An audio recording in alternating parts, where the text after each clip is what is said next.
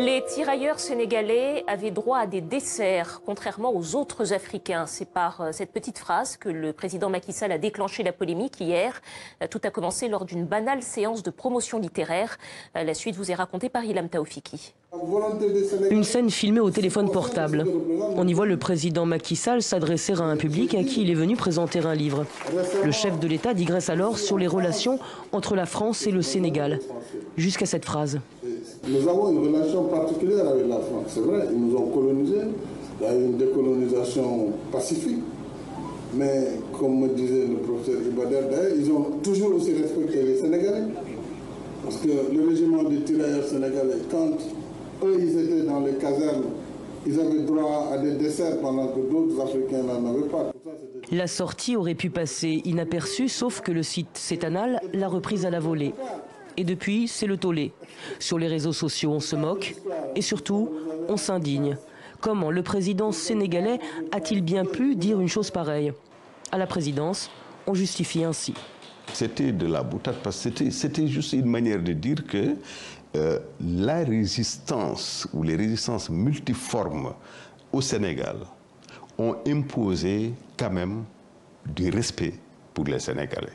C'était uniquement ça. Mais il n'y a aucune intention de faire l'éloge de quelque épisode colonial que ce soit. Une boutade peut-être, mais pour beaucoup, totalement déplacée. Et surtout, dans le pays qui a vécu le massacre de Thiaroye.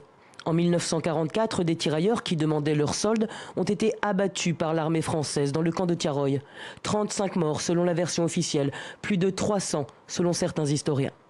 Ça s'inscrit dans un propos, alors on peut dire un peu des gros mots qui fâchent, mais dans des propos quasiment révisionnistes. On est quand même très surpris, encore une fois, de dire ça. On a des épisodes comme celui de Thiaroye, où les gens réclament leur solde et se font massacrer par l'armée française, par les officiers présents à Dakar. De fait, les tirailleurs sénégalais n'avaient pas de tiramisu, pas de mangue et pas de loukoum. Et cet historien de rappeler que parmi ces tirailleurs tués, il y a eu des Sénégalais. Car ce que semble omettre Macky Sall, c'est que parmi les tirailleurs sénégalais, il n'y avait pas que des Sénégalais. L'expression coloniale englobait à l'époque tous les soldats coloniaux de l'AOF, l'Afrique occidentale française, l'actuelle Afrique de l'Ouest.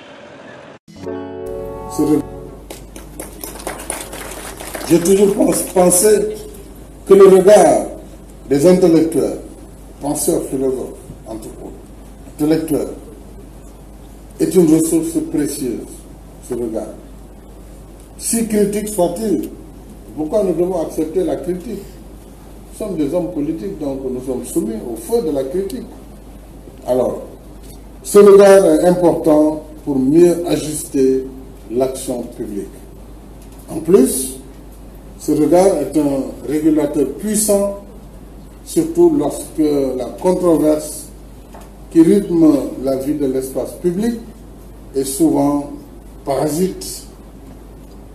Et est souvent parasité, j'allais dire, par le parti pris excessif et l'opinion dont la force est qu'elle n'a pas de ressort que l'intime croyance nourrie par des intérêts particuliers, explicites ou latents.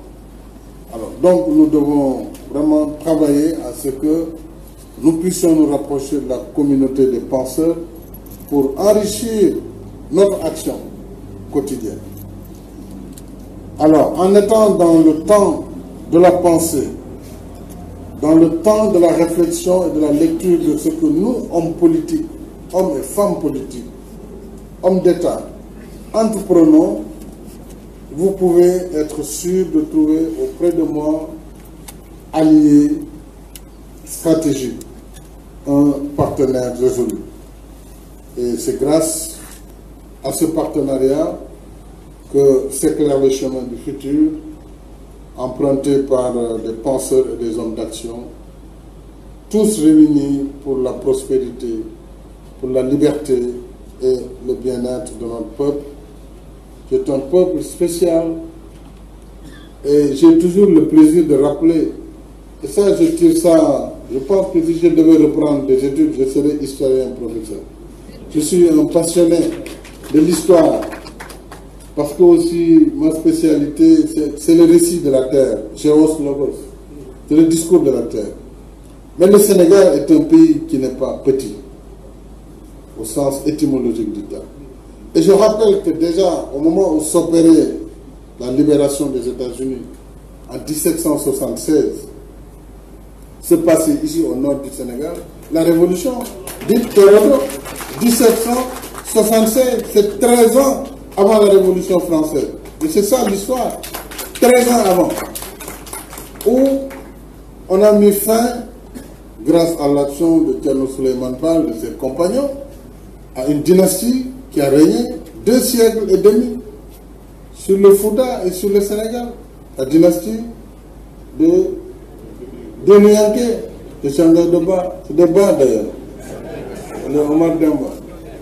Donc, nous on était partisans, mais ailleurs, parce que c'était des Koliabé, les généraux de cette dynastie qui a régné sur le Sénégal et sur la Sénégambie 2 siècles. Avant, quand même, il y a eu d'autres royaumes, hein, comme le royaume du Fouta, avec Guédé et tant d'autres groupements. Mais à partir de 1526, vraiment, l'empire de Nianké s'est mis en place. Et 1776, ça a été la fin, avec une charte sur la définition des critères pour accéder au pouvoir, à l'Almamia. Et ça, c'est des érudits, des gens étaient lettrés dans ce pays depuis cette période. Et ça, c'est 13 ans avant la Révolution française. Donc, depuis cette période, ce pays, quand même, est un pays d'érudition. C'est ça l'histoire. Et avec la colonisation française aussi, nous avons eu des choses positives, notamment l'élection, les élections plurielles, les élections depuis 1830, parce que devant Ibadan, je fais attention à la date. Moi, j'aurais dit 48, mais il me dit c'est 34. Voilà. Donc, c'est important de se référer à lui. Il y a des élections et des élections plurielles. 1914, Blaise Diagne a été élu dans une haute compétition électorale. 1914. Donc, ce pays-là n'est pas un pays né en 1960 ou en 2000 ou en 2012. Voilà. Quand on a la chance de diriger un tel pays, je pense, comme j'ai eu cette chance, par la grâce de Dieu et par la volonté des Sénégalais, je suis conscient de ce que représente mon pays. Et j'ai dit récemment aussi en France, parce que ce sont nos amis les Français, et nous avons une relation particulière avec la France. C'est vrai, ils nous ont colonisés, il y a eu une décolonisation pacifique, mais comme me disait le professeur Ibader, d'ailleurs, ils ont toujours aussi respecté les Sénégalais. Parce que le régiment des tirailleurs sénégalais, quand eux, ils étaient dans les casernes, ils avaient droit à des desserts pendant que d'autres Africains n'en avaient pas. Tout ça, c'était des signes de proximité, disons, et d'amitié quelque part. Mais ça, c'est l'histoire. L'histoire, vous savez, a ses phases, ces belles phases et ces phases hideuses. Mais enfin, je pense, je leur disais en France, ils ont connu le suffrage universel, certes avec Napoléon, qui a refermé très vite la page. Et la France ne l'a reprise qu'en 1965, pendant qu'au Sénégal, en 1963 déjà, on est passé au suffrage universel direct. Donc c'est ça aussi l'histoire de ce pays.